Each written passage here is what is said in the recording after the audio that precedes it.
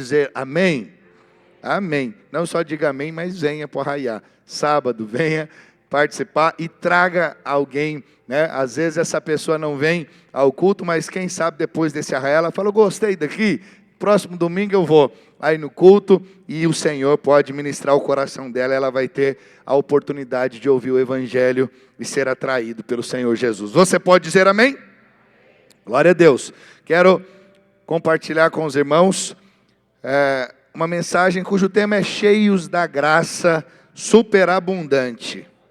Amém? Você sabe, nós somos um povo que é abençoado e sabe que é abençoado simplesmente porque o Senhor Jesus morreu na cruz. Porque o Senhor Jesus, né, Ele nos substituiu naquela cruz. A maldição que era para nós, Ele levou sobre si no Calvário. Todo o mal que era para vir sobre nós, veio sobre Ele. A ira de Deus que era para vir sobre nós, veio sobre o Senhor. E hoje você sabe que o que resta para mim e para você, o que tem da parte de Deus para mim e para você, é a bênção do Senhor. A bênção do Senhor. Nós somos hoje um povo abençoado e que pode caminhar com essa certeza. A bênção do Senhor está sobre nós, sobre a nossa casa, sobre a nossa família. Não porque nós merecemos, porque somos bons, porque fazemos coisas boas, mas porque o Senhor nos redimiu na cruz do Calvário. Porque o sangue dele nos purificou de todo pecado e toda injustiça. E agora não há mais condenação para nós que estamos em Cristo Jesus. Você pode dizer amém? Aleluia! Então, o texto que eu quero compartilhar, a base, eu já mencionei aqui no momento dos dízimos e ofertas, e nós vamos ler de novo. Segunda carta de Paulo aos Coríntios, capítulo 9, verso 8. Diz assim, e Deus é poderoso para tornar abundante em vós toda graça, a fim de que tendo sempre em tudo, toda suficiência, superabundeis em toda boa obra. Aleluia! Glória a Deus. Sabe, meu irmão, minha irmã, uma das maiores tragédias da vida cristã é viver perto de uma fonte e continuar ali passando sede. E às vezes você vai falar, mas isso é impossível. Eu quero dizer para você, quantos estão vivendo ali com essa fonte, mas eles não conseguem acessar. Essa fonte está jorrando, é uma fonte inesgotável para a vida, mas muitos não conseguem desfrutar. Vivem uma vida de escassez. Acredite, há muitas pessoas que estão dentro da casa de Deus, que cantam sobre graça, ouvem sobre graça, repetem que Deus é bom, mas vivem como se cada bênção precisasse ser arrancada de Deus com sofrimento, debaixo de culpa, com muito esforço humano. Se não se esforçar, sabe o que é muito comum? É muito comum os crentes pensarem da seguinte forma: eu fui salvo pela graça, mas as demais bênçãos dependem do meu esforço. Isso é um equívoco gigantesco. Meu Deus, lê do engano. Como alguém pode pensar que foi salvo pela graça, mas as demais bênçãos vêm pelo mérito, vêm pela dedicação pessoal? Querida, a palavra de Deus diz que da mesma forma que nós somos salvos, nós recebemos todas as demais bênçãos. Como você foi salvo? Efésios 2, 8, 9. Pela graça sois salvos, mediante a fé. Pela graça. E isso não vem de vós, é dom de Deus, para que ninguém se glorie. Eu gosto desse para que ninguém se glorie. Ninguém vai chegar lá no céu e falar, Senhor, eu estou aqui porque eu sou maravilhoso, porque eu fui fiel, porque eu me empenhei, porque eu me dediquei, porque eu fui dizimista, Senhor, porque eu abençoava as obras missionárias, porque eu ajudava os órfãos, as viúvas. Acredite, ninguém vai chegar lá dizendo isso. No fim, todos os salvos, a palavra diz, João em Apocalipse diz, nós vamos entregar a coroa ao Senhor, porque nós vamos falar, Senhor, nós não somos dignos de usar essa coroa, toda a glória pertence a Ti. Porque você vai receber essa coroa, nós vamos receber, só que a luz que nós vamos ter será tão grande, de que nada dependeu de nós, nada teve a ver conosco, que nós vamos tirar a nossa coroa, nos ajoelhar diante dele e falar, Senhor, pertence a Ti, a glória é do Senhor, eu não fiz nada, tudo foi pela graça. Hoje, nós temos muitas das vezes dificuldades de acreditar que é a graça. Nós às vezes somos tentados a pensar que somos nós. Acredite, quanto tempo da minha vida eu achei que tinha a ver comigo.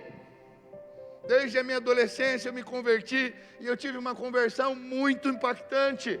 Eu tive um encontro com o Senhor extraordinário e eu me apaixonei pela palavra de Deus de tal maneira que eu passei a estudar a palavra, eu passei a estudar a Bíblia, e eu não queria outra coisa a não ser o Senhor.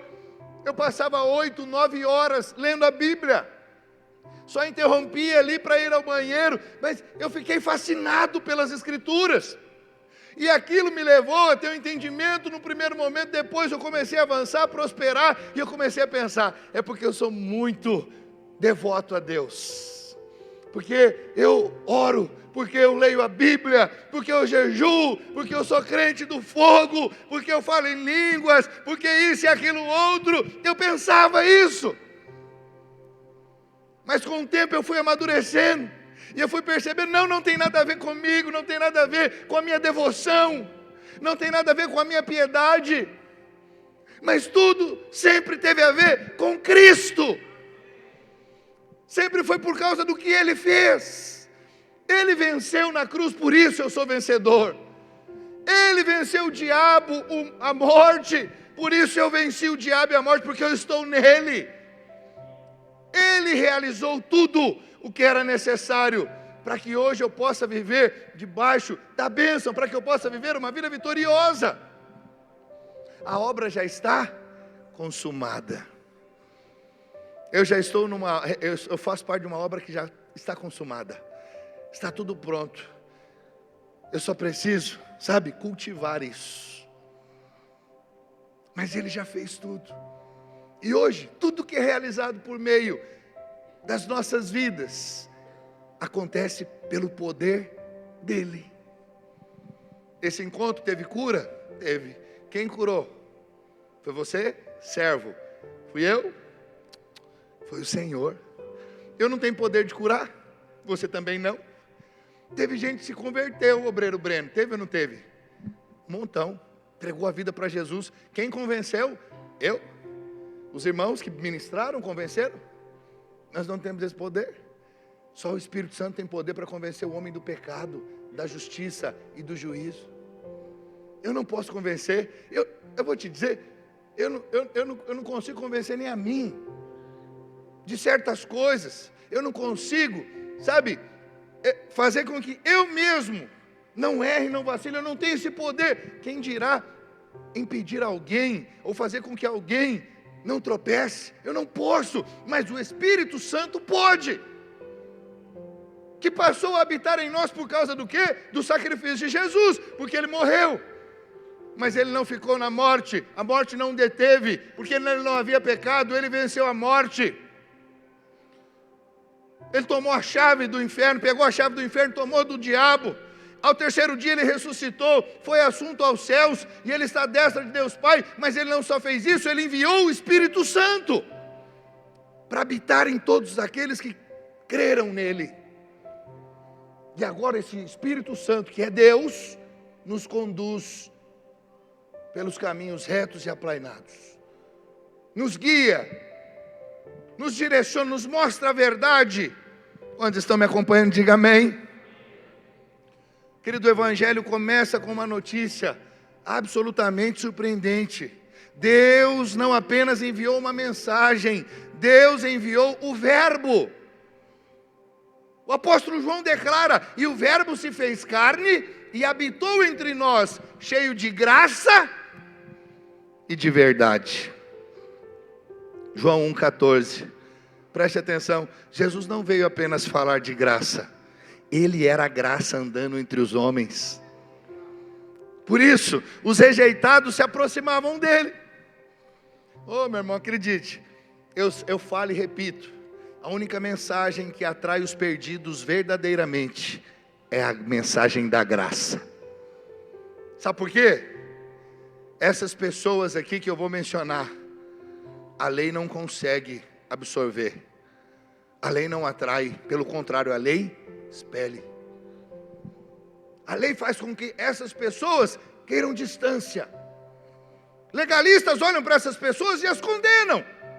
Mas Cristo, a própria graça, ama essas pessoas e atrai elas para si. E quando Ele atrai, o que Ele faz? Transforma, cura, sabe? Tira as feridas. No lugar da tristeza, Ele coloca alegria, sabe? Ele liberta essas pessoas de toda obra do inferno.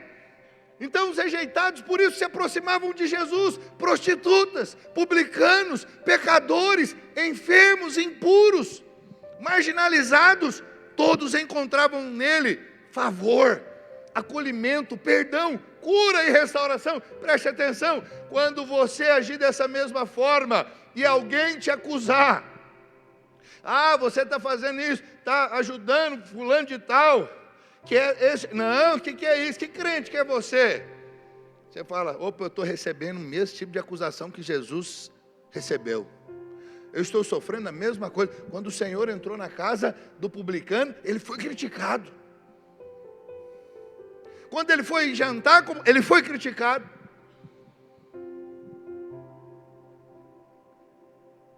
Porque os legalistas não entendem, Jesus veio para os doentes, Jesus veio para os enfermos. E o problema é que os legalistas pensam que eles não são enfermos, que eles não são doentes, que eles não eram. É o problema dos fariseus. Os fariseus não receberam nada de Jesus. Por quê? Porque eles achavam que era bom demais, que eram bons demais. Eram bons demais. Que eles oravam, que eles jejuavam, eram religiosos, não puderam extrair nada de Jesus. Mas uma mulher tida como impura, com um fluxo de sangue, padecendo há tanto tempo, 12 anos sofrendo daquele fluxo, tocou no Senhor e Ele disse, para, que de mim saiu virtude, poder saiu de mim, alguém me tocou, e nesse toque saiu poder, saiu virtude. Os pecadores tocavam no Senhor e recebiam, eram curados, porque eles sabiam que não mereciam, eles sabiam que precisavam do Senhor, eles entendiam isso. Eram essas pessoas que tinham dificuldade, que eram excluídas, era justamente o grupo que recebia do Senhor. Mas os religiosos não podiam receber, os fariseus não puderam receber, porque sempre estavam apoiados na sua justiça, na sua piedade. Agora o pecador tocava em Jesus e o milagre acontecia. Os fariseus olhavam para Jesus e se escandalizavam.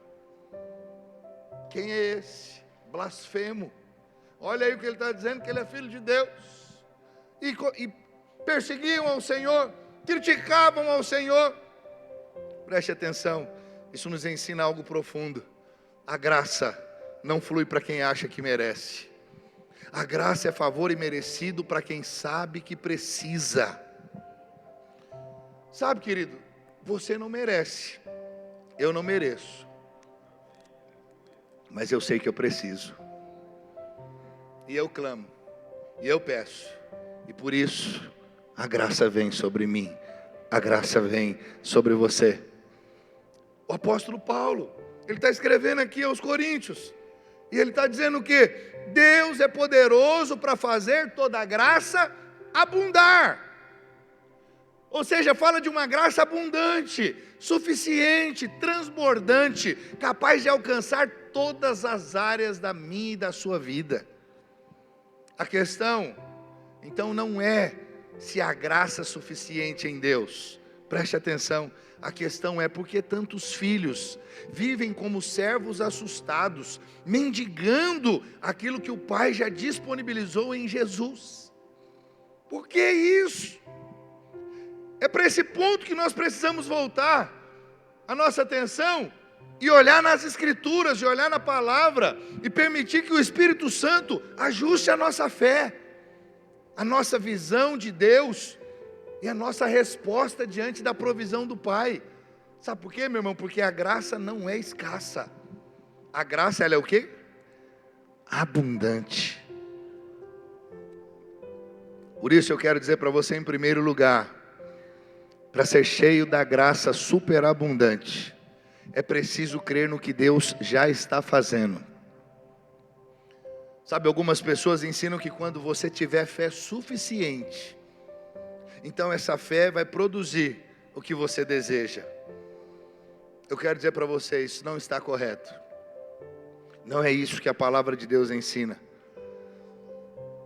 Quando você se apoia a esse tipo de mensagem equivocada, você vai estar sempre achando que está ali com uma fé pequena demais para ser abençoado o quanto você gostaria. E aí, para todas as bênçãos que você não alcança, que você não recebe, você pensa, está faltando fé. Eu quero te dizer, o problema da maioria não é falta de fé, é falta de revelação da graça e do amor de Deus. É falta de crer que Deus já está fazendo, que Deus já está trabalhando, que a graça dele já está operando na sua vida. Ah, pastor, mas isso é muito complicado. Eu sei porque nós vivemos uma cultura, sabe, infelizmente, dentro da igreja, meritocrata. Se você fizer por merecer, Deus te dá. Se você fizer o bastante, tem para você. Acredite, a fé bíblica é abrir os seus olhos espirituais para ver o que Deus já está fazendo na sua vida. Quero dizer para você, a boa obra Deus já começou. O simples fato, talvez, de você já estar aqui há algum tempo, e você que até está aqui pela primeira vez, significa que o Senhor provavelmente já começou a boa obra. Você que está aqui agora, Deus começou ou vai começar a boa obra na sua vida. E a boa obra que Ele começou, Ele é fiel para terminar. Ele não vai deixar pela metade. A palavra de Deus, na carta aos Hebreus, diz que a fé é a prova das coisas que não se veem. Em outras palavras, a fé substancializa o invisível. Aquilo que eu não vejo, aquilo que ainda não aconteceu. Pela fé eu declaro, é meu. Mas eu ainda não recebi. Mas eu vou me apropriar pela fé. E vai acontecer. Deus já proveu.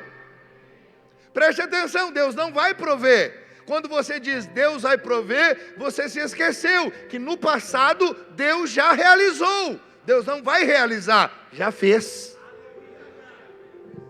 Você já entendeu? Você entendeu? Deus já fez. Agora você precisa apenas se apropriar pela fé. Ah, pastor, os meus olhos naturais não estão vendo. Você não vive pelo que vê, você vive pela fé.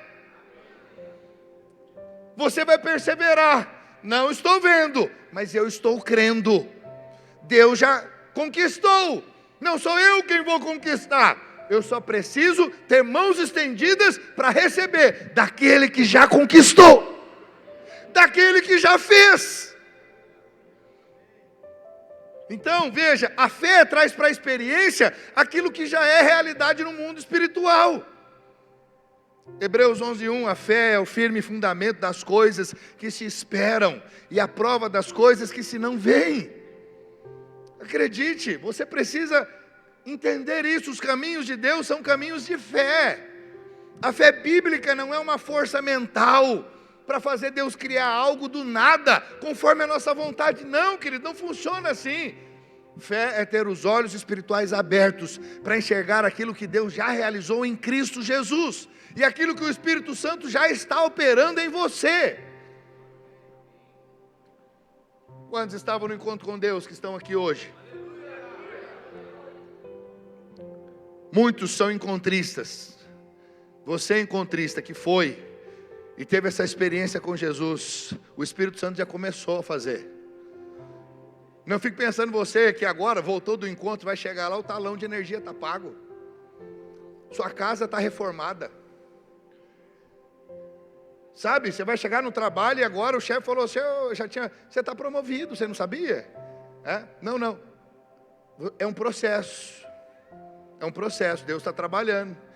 Você precisa saber que Ele está já fazendo. E o maior milagre Ele já fez, sabe qual é? De te salvar. Você ia para o inferno, agora você vai para o céu. Essa é a maior alegria que nós precisamos ter. O Senhor Jesus falou, de tudo que você pode se alegrar, se alegre mais é com o fato de saber que o seu nome está escrito no livro da vida. Os discípulos estavam maravilhados com os enfermos sendo curados, aleijados andando, leprosos sendo purificados. Deus falou, que a alegria maior de vocês seja por saber que o nome de vocês está escrito no livro da vida. O importante é nascer de novo. Deus já começou, sim ou não? Deus já começou, o Espírito Santo já está trabalhando na sua vida. A palavra de Deus vai gerando revelação a cada dia no seu coração. A sua mente vai sendo iluminada, o seu espírito vai absorvendo essas verdades, e você vai crescendo, e você vai amadurecendo. E à medida que você vai amadurecendo, Deus vai dando mais e mais e mais e mais para você. Você acabou de nascer, não pode dar tudo para um bebê. Bebê nasceu, toma café? Não toma. Cheguei perto do meu, eu gosto de café demais. E aí eu acho que estava uma mãe e um bebê. Eu falei assim, quer uma bicadinha? A mãe, que é isso, pastor? Eu só brinquei, eu sei. Eu tenho 2 filhos, já grandes. Mas o meu tomou café cedo, mas não bebê. Por que o bebê não pode tomar? Porque ele não está preparado para tomar café. Não é bom, não é apropriado.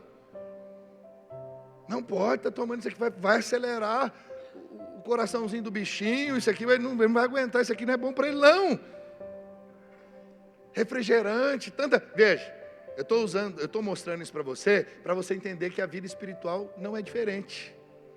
Aí você fala, pastor, agora eu não estou vendo. Calma, você está comendo papinha.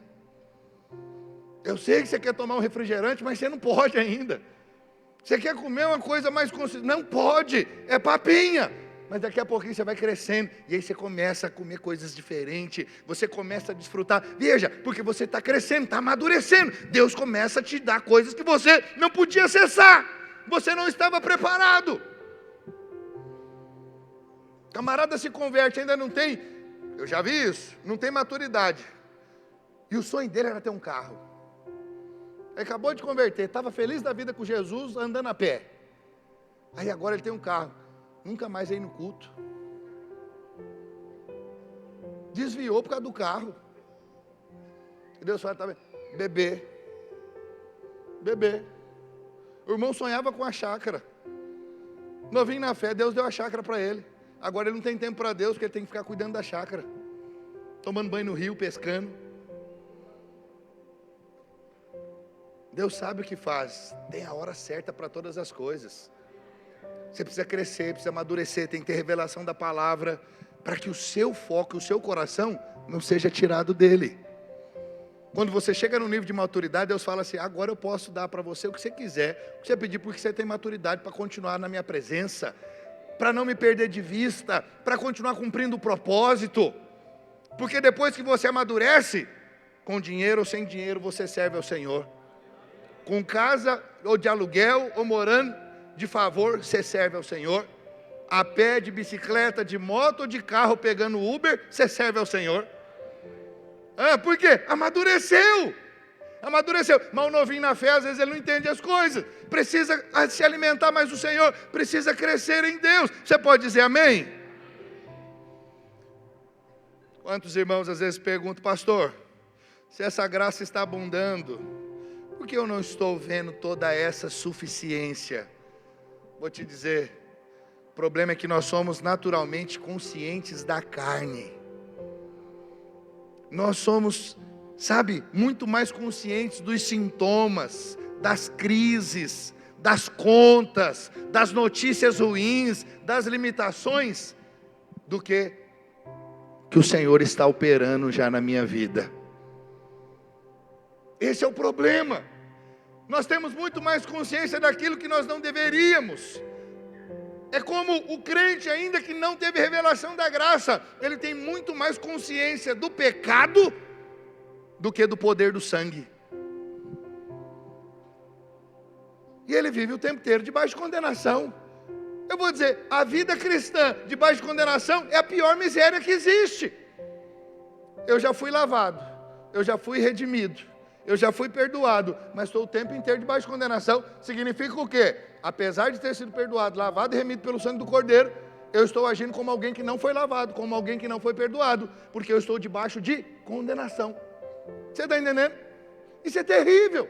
É a mesma coisa. Pastor, eu não estou vendo abundar, eu não estou vendo essa suficiência toda, porque você está muito mais consciente dos problemas do que o Senhor que está operando na sua vida. Que Ele está no controle, que você só precisa manter os olhos nele e crer. O Senhor está fazendo, o Senhor está trabalhando. Ele não vai te deixar sozinho, não vai te deixar na mão. Ele é o seu Pai. Creia nisso. Quando Deus diz que sua graça está abundando, a fé tem que a fé responde da seguinte forma: Pai, eu recebo. Simplesmente a fé diz isso. Quando Deus diz há suficiência, a fé responde: Pai, eu creio. Mesmo quando você está vendo que está muito difícil. Esse mês não tive toda a mistura que eu queria nas minhas refeições. Deus está trabalhando. Ei, para de reclamar, dê graças e saiba que o seu Pai é com você. Vai mudar, essa situação vai ser revertida. Pode sim ter um choro pode durar uma noite, mas vai ter alegria ao amanhecer. Você e eu vamos passar por tribulações e lutas neste mundo, mas nós vamos vencer o mundo porque Jesus venceu. Se Ele venceu, você vai vencer porque você e eu estamos nele. Ele é o nosso Senhor, Ele é o nosso Deus. Nele nós temos tudo aquilo que nós precisamos. Então, se Deus está dizendo, há poder operando em você, apenas pela fé responda: Pai, eu concordo com a tua palavra. É por isso que o apóstolo Paulo não coloca 2 Coríntios capítulo 9, verso 8, como uma possibilidade distante.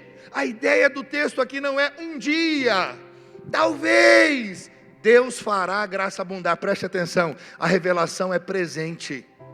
Deus é poderoso para fazer abundar agora. Hoje, nesse tempo, no meio da pressão, no meio da necessidade, no meio de dias bons e dias difíceis. A graça de Deus não perde força, querido, quando a economia balança. A graça de Deus não diminui quando o diagnóstico assusta. A graça de Deus não se esgota quando as portas parecem fechadas. A palavra de Deus diz: sempre, em tudo, toda suficiência. Você está entendendo? Sempre.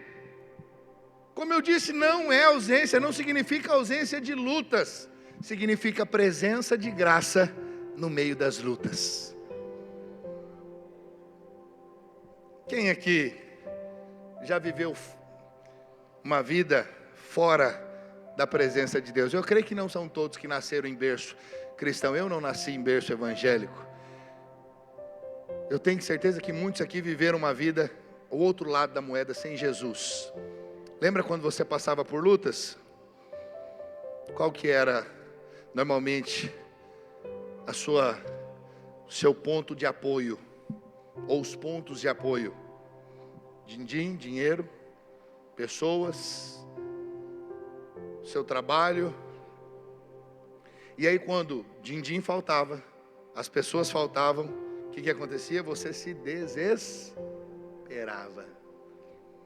Só que aí agora mudou. Eu também, sendo filho de Deus, em algum momento passo por uma crise financeira. Uma enfermidade pode assolar o meu físico e até mesmo a minha alma. Se eu não estiver com os olhos fitos no Senhor, no caso da minha alma, mente, vontades, emoções, o meu psique, a minha personalidade, ela é afetada. Mas o que acontece quando eu passo por alguma luta hoje? Qual que é o meu ponto de apoio? Aonde eu me estribo? Em Jesus.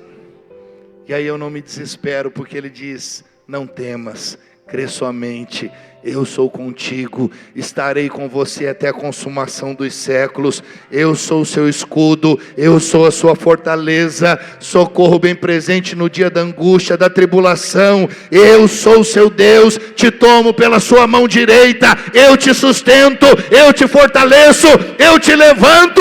Você é meu e eu não vou te deixar desamparado.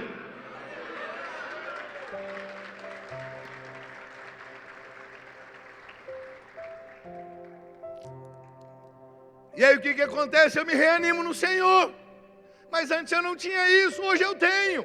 Mas não só tenho isso, como tenho o Senhor trabalhando, fazendo na minha vida, trabalhando por mim, em meu favor. Que não seja só uma música legal. Deus vai na frente e abrindo os caminhos. Você acabou de cantar, você fica empolgado, mas tem que crer. Ele vai na frente mesmo, abrindo os caminhos. Ele trabalha para aquele que nele confia. Você tem que acreditar que Ele trabalha mesmo por você. Não é no sentido que Ele é seu empregado, não. É que Ele é o seu Deus. Ele luta as suas lutas, Ele batalha as suas guerras. É por isso que você vence sempre. Sempre você vai vencer, porque no Senhor não há derrota. Ele garante a vitória. Você pode dizer amém? 2 Coríntios 9:7, qual que é o contexto? Eu falei isso no momento dos dízimos e ofertas. Esse capítulo fala de generosidade. E aqui você precisa entender que mesmo em tempos de escassez, quando você tem graça, você pode demonstrar, e você demonstra generosidade. Você lembra dos macedônios? Quando ofertaram, eles passavam necessidade, e eles foram extremamente generosos. O que eu vejo nisso? A graça havia na vida daquele povo. Eles falam: pastor, mas por que estava faltando? Não sei. Não estou aqui para questionar a falta. Eu estou aqui para dizer para você que o Senhor supre, que o Senhor pode fazer abundar, que o Senhor pode, sabe, te dar tudo o que você necessita e muito mais, porque Ele é um Deus que multiplica. Ele é um Deus de milagres.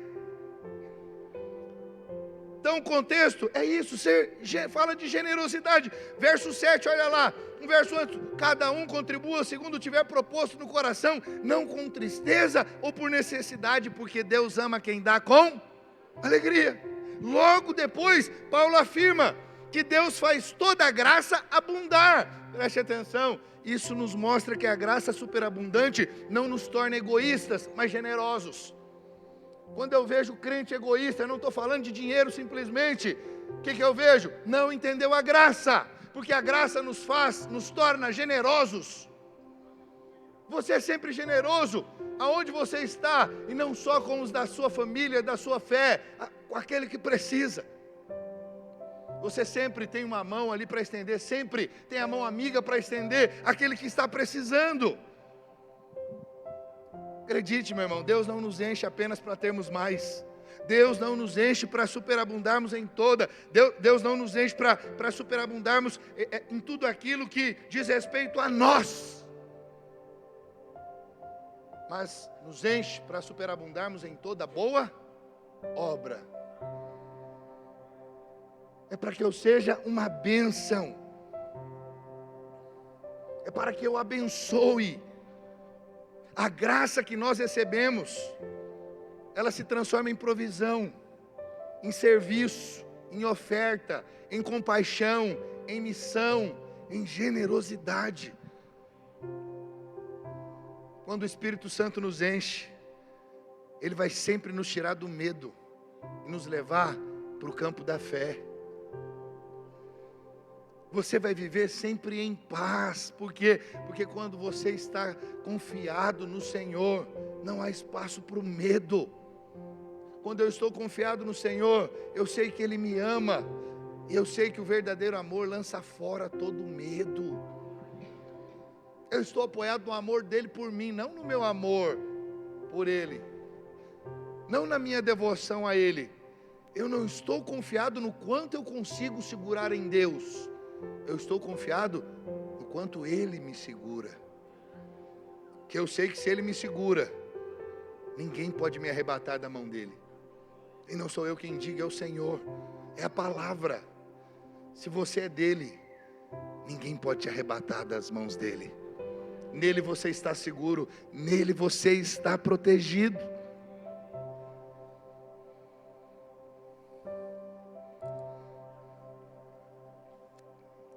Qual que é a sua realidade hoje?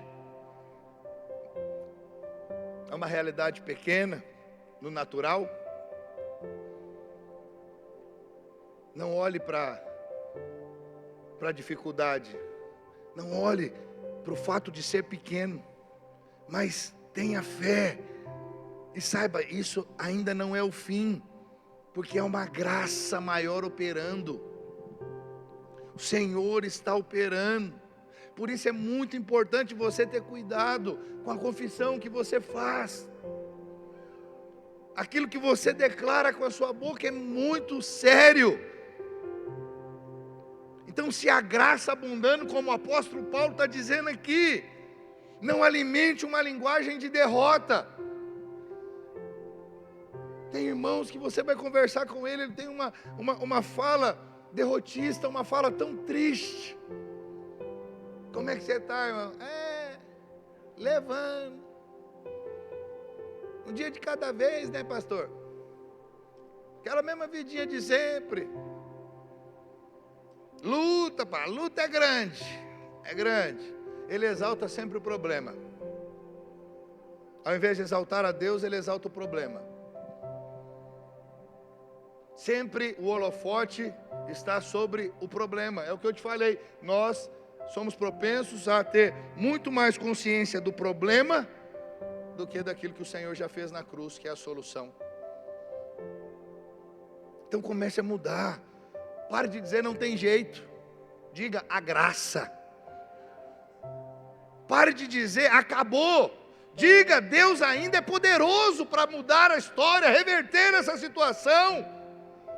Não diga eu não consigo. Diga o poder de Deus opera em mim.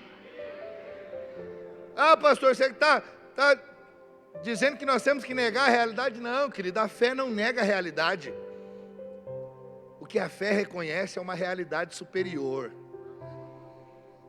É como a lei da gravidade e a lei da propulsão. Eu vou ficar com a lei da propulsão, ela está sobre, acima.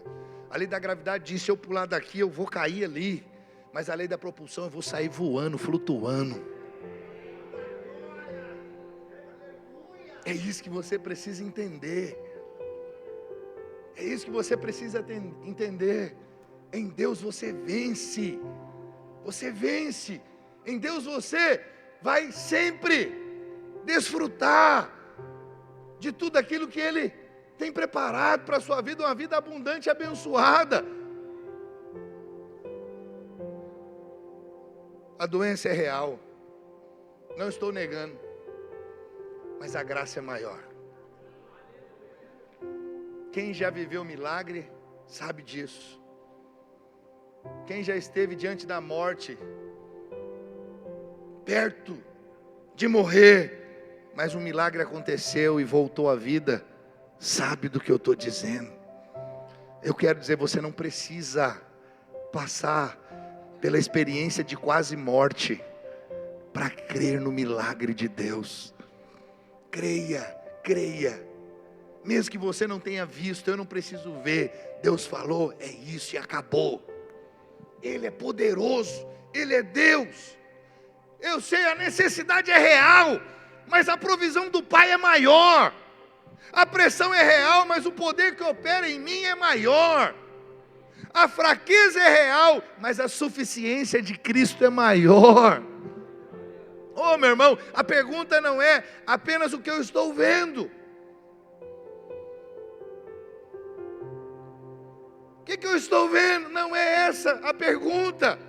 A pergunta é, eu estou disposto a crer no que Deus disse, mesmo antes de ver com os olhos naturais. Deus disse que essa enfermidade, Ele já levou sobre si no madeiro, na cruz. Mas eu estou vendo a enfermidade aqui, está doendo, está doendo. Só com medicamento forte que passa essa dor, eu estou vendo. Pare de olhar para a circunstância, pare de ficar consciente desse problema. Ele falou que Ele levou sobre si no madeiro, declare então que Ele levou, e que essa enfermidade é ilegal, e creia, e a cura vai se manifestar. Milagres acontecem quando você coloca fé, quando você crê que Deus faz. Eu posso dizer, Ele já fez.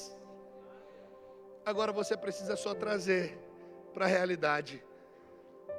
Precisa que isso se substancialize na sua vida. Oh, meu irmão, Ele já conquistou, Ele já fez tudo aquilo que era necessário para você viver uma vida abundante e abençoada, para você viver uma vida física e mental saudável, para que você seja curado desse mal, livre dessa angústia, dessa depressão, dessa tristeza que te assola. Ele é a nossa alegria. O Senhor quer que você viva feliz todos os dias.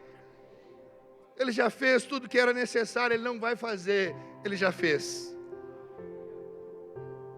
Você está entendendo?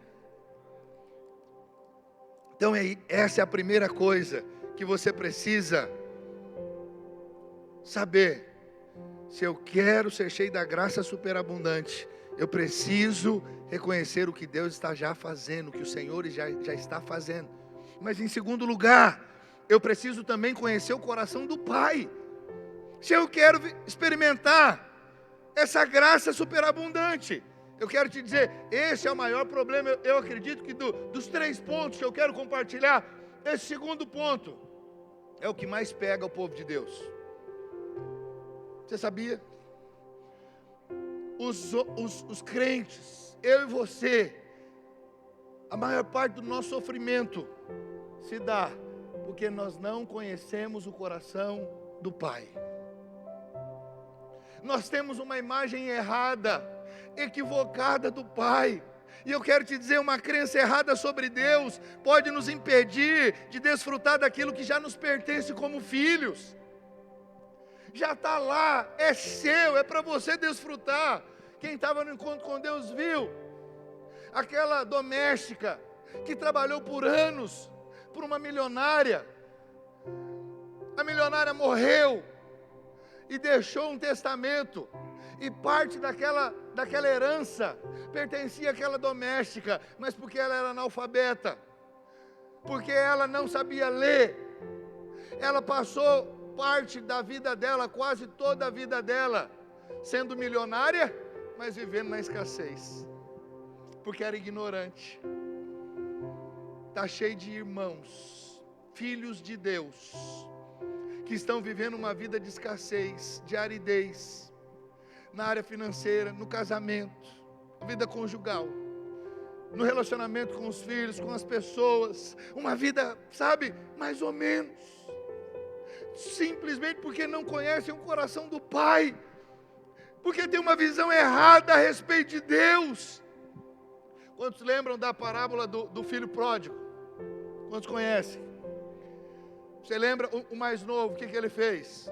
Pediu herança, saiu de casa, gastou toda a grana, todo o dinheiro de maneira dissoluta, chegou ao ponto ali de ficar sem nada. E aí, quando ele estava ali, comendo bolotas de porco, lavagem, chegou ao fundo do poço. A expectativa dele era baixa demais. Ele caiu em si. E o que ele pensou? Eu não sou digno de ser chamado filho, eu não sou digno mais de ser chamado filho do meu pai. Eu vou voltar, vou dizer isso para ele, e vou dizer para ele me tratar como um dos seus empregados. Mas como que o pai recebeu esse filho? Mesmo depois de toda ingratidão, todo desrespeito, toda desonra, pediu herança para o pai enquanto vivo. Quis a morte do pai. Já que o senhor não morre, me dá herança, que eu quero viver a minha vida. Ainda assim, o pai não o recebeu como empregado. O pai o recebeu como filho, como de fato era. O filho voltou esperando uma vaga no alojamento dos servos, mas encontrou uma roupa nova, anel, sandálias e uma festa, um boi cevado, um churrascão. Recebeu a autoridade do pai para voltar a liderar na fazenda. O que é isso? Isso é graça. Isso é favor imerecido. Esse filho merecia, sim ou não? Não. Merecia, nós, se você for olhar, nós formos olhar de maneira natural, não, merecia taca. Tudo que ele fez, é ou não é? Mas olha o que esse menino recebeu, foi tão abençoado, isso é graça.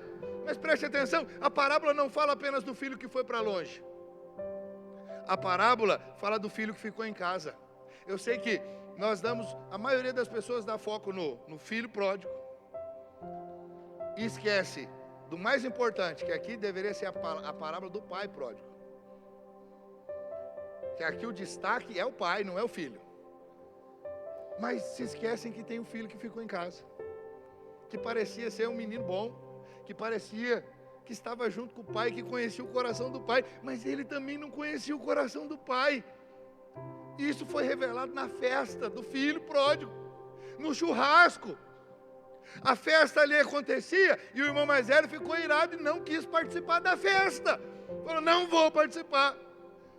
Eu estou aqui há tantos anos servindo meu pai. Esse filho, ele nem fala meu irmão. Ele fala, esse filho.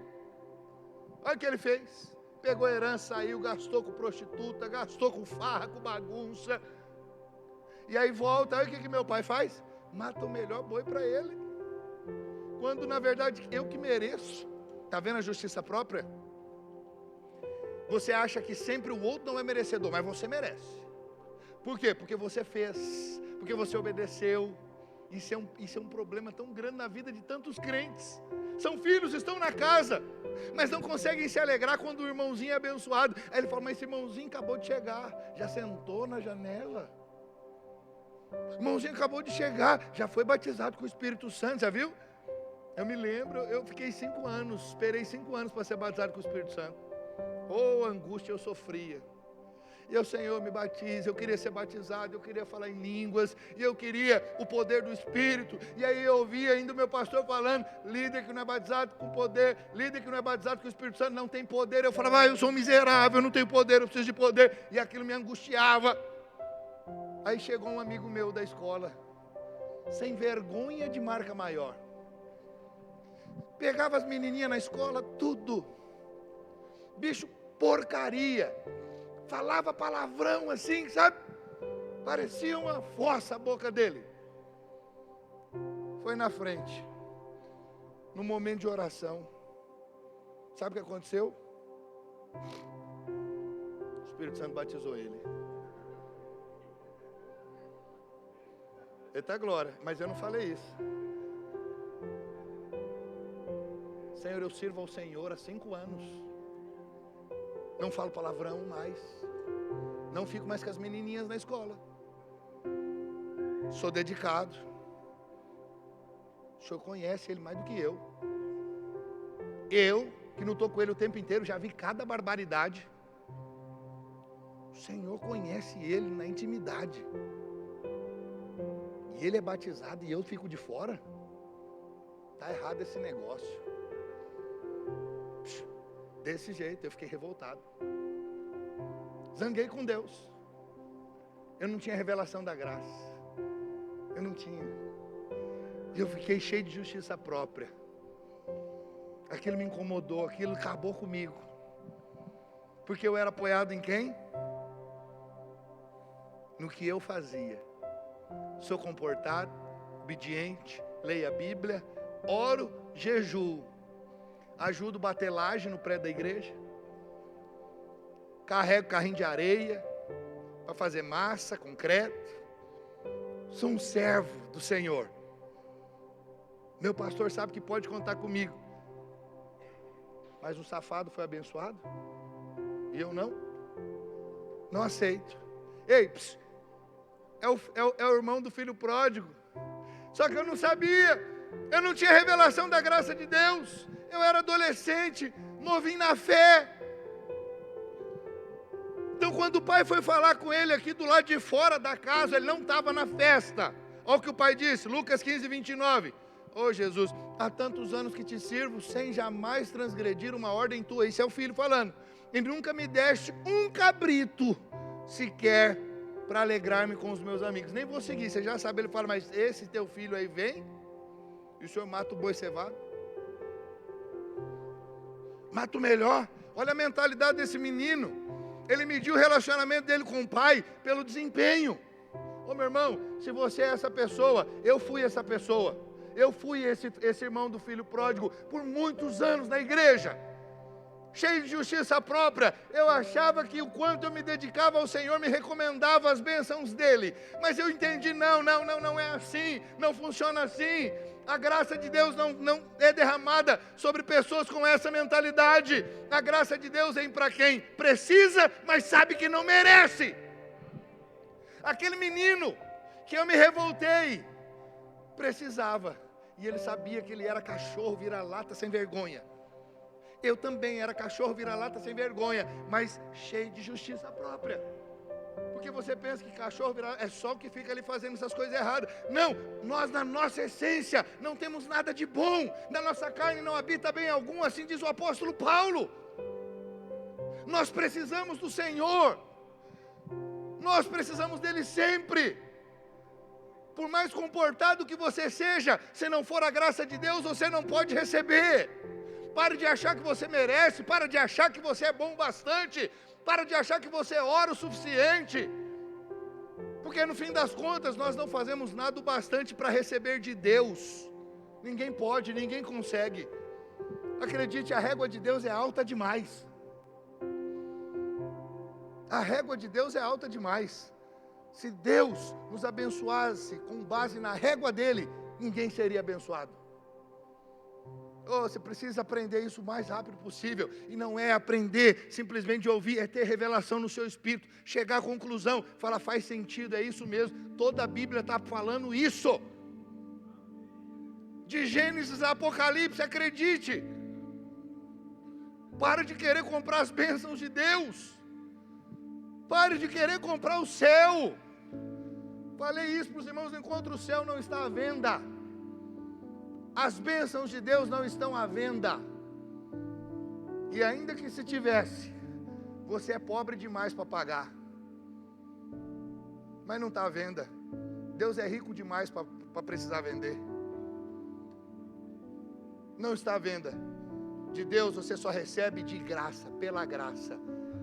Botando a sua fé, dizendo, eu creio que Jesus morreu por mim. Eu não merecia, eu era esse leproso mesmo. Eu era essa pessoa perdida, estava indo para o inferno. Mas a graça dele me alcançou. Eu criei, eu fui atraído por esse amor. E aí a cachoeira da graça é derramada sobre você. Aí portas se abrem. Aí as bênçãos de Deus começam a pipocar por todo lado da sua vida. Porque você entendeu, você não merece, mas você precisa. E o pai, quando sabe da necessidade do filho, supre. Supre ou não supre? Oh, quem é pai aqui? Dá um sinal com a mão. Oh, meu irmão, eu tenho 2 guri. Meus guri são ligeiros, espertos. Um vai fazer 12. Tem um que é até esperto demais. E às vezes é malandro, Jacó, e eu pego ele. Cada jacozice dele. Ele está muito jacozinho, mas eu pego ele, ele vai... Deus está quebrando isso na vida dele. E eles são espertos. E sabe, quando eu vejo eles falando que eles querem alguma coisa, que eles não precisam de nada, que tem tudo, tem um tetinho sobre a cabeça, tem a roupinha, tem a comidinha, vai para a escolinha, tudo bonitinho. Só que eles acham que tem a necessidade. E o pai não consegue ouvir o filho falando assim que ele queria um negócio, que ele você sonhava. Aí você olha e fala assim, deixa eu avaliar. Você pensa, não fala nada, mas você já fica pensando, como eu vou fazer? Eu vou ajeitar isso para ele, eu vou fazer isso por ele. Porque é pai, você ama. Você quer abençoar. Nós somos o quê? Diz a palavra, maus.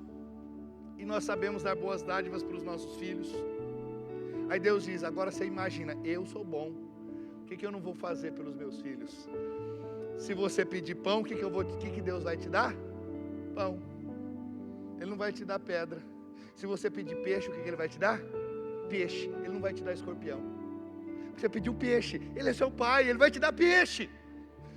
É o que você pediu? É o emprego? Ele vai te dar um emprego. O que você pediu é a cura, está doendo, a dor é demais, você está passando por dificuldade na sua saúde física, peça, Ele vai fazer, Ele vai curar, Ele é o seu pai. Pai não suporta ver filho sentindo dor, passando dor, sofrendo. Eu sou mau. Esses dias meu filho, ele teve uma lesão, machucou, jogou bola, ele joga na escolinha, e aí ele tomou uma pernada do amigo dele lá, e aí teve uma lesão, e eu nunca vi aquilo. Ele ficou com uma crise, um espasmo assim de minutos de tempo, e ele gritava, parecia um porco morrendo, sabe quando você bate o porco, e ele gritava, e aquilo me desesperava, porque eu falei, se é em mim eu sei, e está tudo certo, mas é nele eu não sei o que está acontecendo. E ele ficou com a boca branca, amarela. Eu falei, ai meu Deus, parecia um boizinho, sabe? Ai, Jesus amado, desesperei. Mas por ver a dor nele, imagina, eu sou mau. Eu fiquei assim pelo meu filho. Deus está vendo a sua angústia, filho. Deus está vendo a sua luta. Deus está vendo a sua dor. Ele não é só seu Deus, Ele é o seu Pai. Ele é o seu pai. Ele não gosta de ver você sofrendo. Ele não gosta, mas Ele está falando, clama a mim, eu vou te responder. Clama, é só clamar, é só pedir e crer. Ele vai fazer, porque Ele é o seu pai, Ele é o seu Deus. Não fique como esse menino, como o irmão do filho pródigo. Há tantos anos que te sirvo, nunca transgredi, o Senhor nunca me deu. Oh meu irmão, ele estava na casa, ele era filho, mas vivia como empregado. Estava perto do pai, mas distante do coração do pai. Ele tinha herança, mas vivia ressentido. Tinha acesso, mas não desfrutava. Tinha tudo, mas se sentia privado. O problema não era a falta de generosidade do pai, o problema era a imagem errada que ele tinha do pai. Muda hoje. Se você ainda tem essa mentalidade errada do seu pai, do seu Deus, eu quero dizer, muda também. Pare de lidar com Deus apenas como Deus, porque agora Jesus veio e revelou o nome dele, um novo nome, que esse nome só pode ter sido revelado por causa do sacrifício na cruz. A cruz nos deu acesso a Deus agora como Pai. Abba, papaizinho. No grego, no original, é papaizinho. É numa forma assim de intimidade, de carinho. Deus quer que você chame Ele de papaizinho. Isso não é maravilhoso? No Velho Testamento, ninguém chamou Deus de Pai. Nenhum homem chamou Deus de Pai. Por isso os fariseus ficavam loucos quando Jesus falava, porque o meu Pai. Ele falava, blasfêmia. Porque todo judeu cresceu chamando Deus de Deus. Ou era Elohim, Criador dos céus e da terra, ou era El Shaddai, o Todo-Poderoso, ou era Jeová, ou Jeová. Eu sou o que você precisa, eu sou a sua provisão, eu sou a sua paz, eu sou a sua cura, eu sou o seu pastor. eu sou a sua bandeira, o seu estandarte. Eu sou, mas nunca sou o seu pai. Porque para ser pai, era necessário o unigênito morrer para se tornar o primogênito de muitos que viriam a crer, que hoje somos nós, a igreja. Nós somos coerdeiros com Cristo Jesus, e hoje o Senhor nos revelou esse nome, Paizinho, Papaizinho. Então quando você for clamar e pedir para o seu Deus, lembre, Ele não é só o seu Deus, Ele é o seu Pai. Ele é o seu Pai. Ele é o Todo-Poderoso, sim. Ele é o Criador dos céus e da terra, sim. Mas Ele é o seu Pai. Isso não é maravilhoso? Isso é bom demais, isso é bom demais. Viver dessa maneira, viver debaixo da nova aliança. Jesus veio e fez tudo diferente, tudo novo. É o novo e vivo caminho que foi nos dado por meio do sacrifício, da cruz de Jesus, aleluia. Então, filho aqui, amargurado, com palavras, sabe, desrespeitosas, talvez pensou que o pai ia dar uma chinelada nele, mas a resposta do pai foi surpreendente, e essa resposta é para você, é para mim. Lucas 15:31, serve para mim e para você. Meu filho, tu sempre estás comigo, tudo que é meu, é teu. Tudo que é do Pai é seu. Para de ter essa mentalidade de servo, de empregado. Ao mesmo tempo que nós servimos e somos servos, nós também somos filhos. Para com o reino, para com a obra, somos servos. Mas sabe, diante do Senhor nós somos os seus filhos. Todo fato, sabe, de servirmos a Deus, o fato de nós servirmos a Deus, nós só fazemos isso é por causa dEle, do poder dEle, porque nós somos atraídos e porque nós temos prazer de servir. Não somos forçados, obrigados, não, é porque o amor dEle nos atraiu, porque nós somos filhos muito amados. Você pode dizer amém? Em outras palavras, o que o pai estava dizendo aqui? Você não precisa viver como escravo, você não precisa mendigar um cabrito, não, meu filho. Você está na minha casa, você é meu filho, tudo que é meu é seu. Hoje o Senhor está dizendo, pare de viver dessa maneira. Você é filho, pare de pensar como empregado. Você está na casa, e eu quero dizer para você, entra na festa, participa da festa, se alegra com seus irmãos. Se alegra com eles, estão sendo abençoados. Eu quero fazer parte, eu quero me alegrar com você, dessa bênção que você está recebendo. Para de olhar como esse, olha aí, seu filho saiu, fez isso, aquilo outro, olha lá a bênção dele. Se alegre, se alegre, se alegre. O pai que conhece ele, o abençoou, por que você vai ser contrário a isso? Apenas responda ao Senhor, responda ao amor dele. Você também vai ser muito abençoado, que você vai ser, sabe, ali surpreendido com a bondade dele. Quantos irmãos chamam Deus, como eu falei, da forma agora que o Senhor Jesus nos revelou, chama Deus de Pai, mas se relaciona como se Deus fosse o patrão. Oram com medo, servem com peso, ofertam por culpa, obedecem tentando comprar o amor de Deus.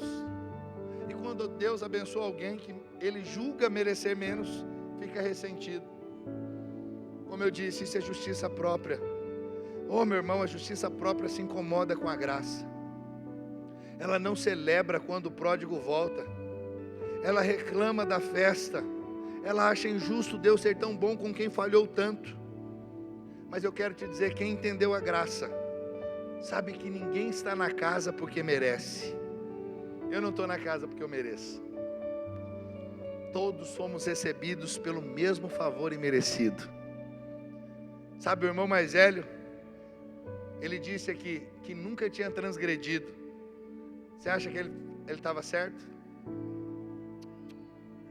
Todos transgrediram.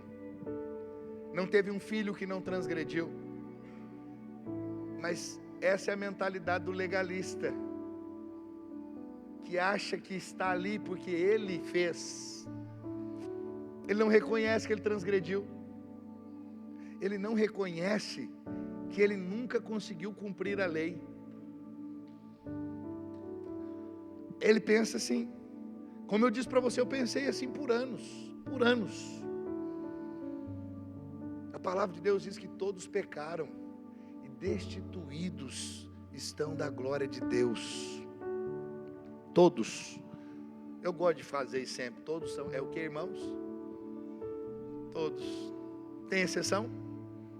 Todos. Você foi concebido em pecado.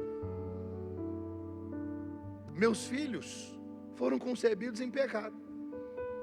Por isso nós apresentamos os nossos filhos a Jesus. Recomendamos: Senhor, está aqui o meu filho, eu entrego ele nas tuas mãos. Mas ainda, ele vai crescer, vai ganhar consciência, e ele vai ter que tomar a decisão que eu tomei, de receber Jesus e reconhecer que Jesus é o Senhor e Salvador, que só o Senhor pode salvar. Enquanto ele é criança, ele caminha apoiado na minha fé, mas ele vai pegar, ele vai crescer, vai ganhar maturidade, e vai ter que reconhecer pela fé que só o Senhor pode salvar e que ele precisa do Salvador. Todos os dias eu ensino isso para os meus filhos: vocês precisam do Senhor, vocês não podem nada sem Jesus.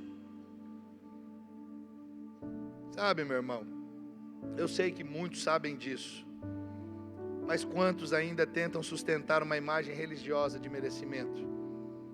Se você é essa pessoa, hoje, abandone isso. Eu vou encerrar nesse segundo tópico, não vou avançar para o terceiro, o nosso tempo não permite. Mas você sabia que um dos questionamentos que as pessoas mais fazem quando acontece uma tragédia ou passam por momentos difíceis é: por que coisas ruins acontecem com pessoas boas? Você talvez já esteve diante desse questionamento. O que não aconteceu com aquele estuprador? Você já reparou que parece que as pessoas más são de rocha, não quebram? Mas a pessoa boa, você fala assim: mas por que logo ele está com câncer?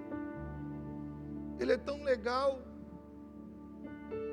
ele é tão joia. Me lembra esse questionamento no período do início do Covid, coronavírus. Nós perdemos alguns pastores. Eu lembro, uma pessoa questionou: mas por que? Ele é um pastor, um homem de Deus, dedicado às ovelhas. Era um homem reconhecido pelo rebanho como um homem cheio do Espírito. E aí essa questão: por que ele morreu? Olha o tanto de gente ruim que ficou. Sabe, eu sei, essa é uma questão que às vezes é muito difícil de responder, mas eu quero dizer, é tão simples. É tão simples. E eu gosto muito de uma resposta de um grande teólogo do século XX, chamado Robert Charles Sproul. Ele é muito influente. E fizeram essa pergunta para ele. E ele respondeu da seguinte maneira: isso só aconteceu uma vez, e ele se ofereceu voluntariamente. Eu sei que às vezes você ficou assim meio perdido, talvez. Mas a pergunta é: por que pessoas boas, por que acontecem tragédias com elas, ou coisas ruins? O problema é que nós achamos que existem pessoas boas. Só aconteceu isso uma vez, e com uma pessoa, só Ele é bom: Jesus. Uma tragédia, algo muito mal foi feito para Ele, sendo alguém bom. Mas eu e você não somos bons. Você não é. Toda bondade que está em nós, essa bondade é fruto do Espírito. A bondade do homem, ela tem prazo de validade, e ela é condicional. A minha bondade humana, a sua, é condicional. A de Deus é incondicional. Apesar de você, Ele é bom com você. Apesar das suas faltas, Ele te ama. Você está entendendo? Então, saiba, coisas ruins podem acontecer com você.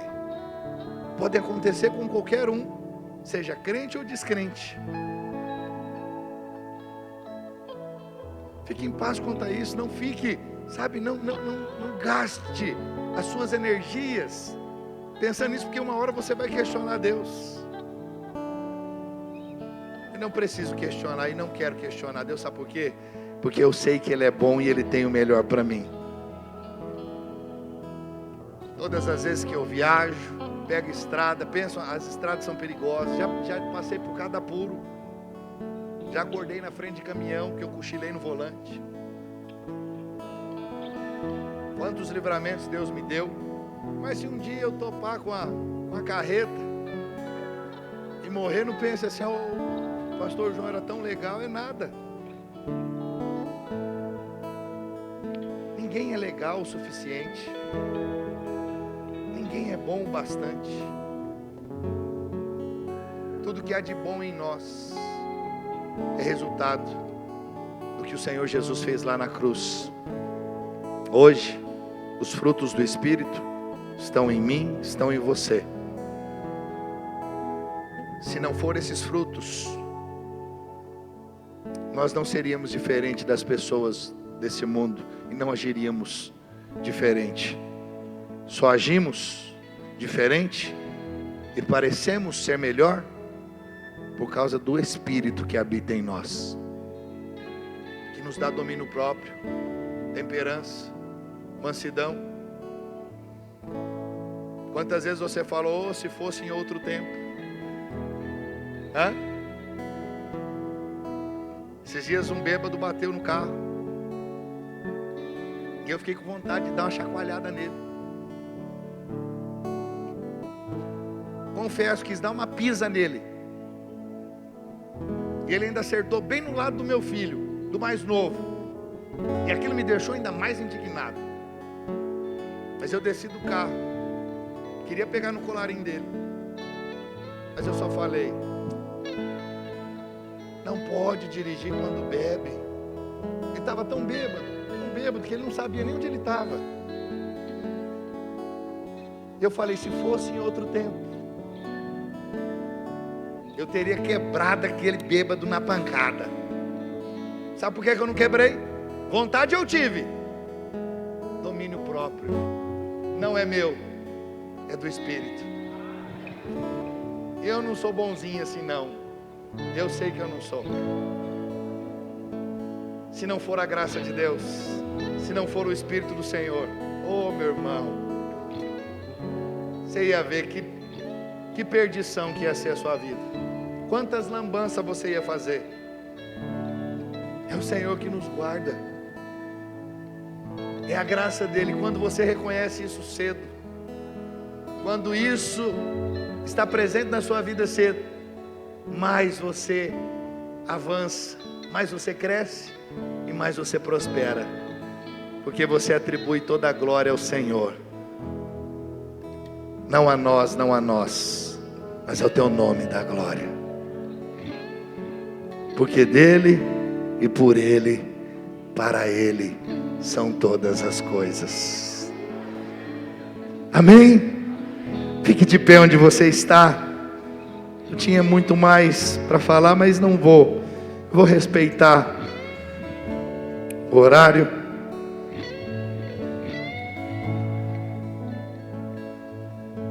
Porque eu também sei, você já foi abençoado. Tem certeza que você recebeu de Deus.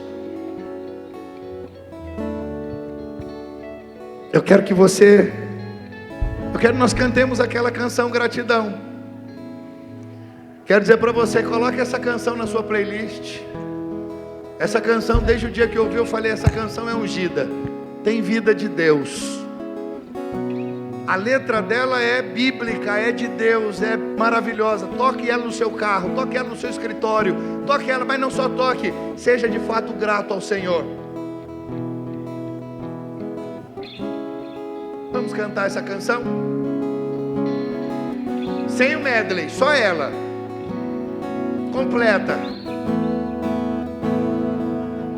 Aleluia.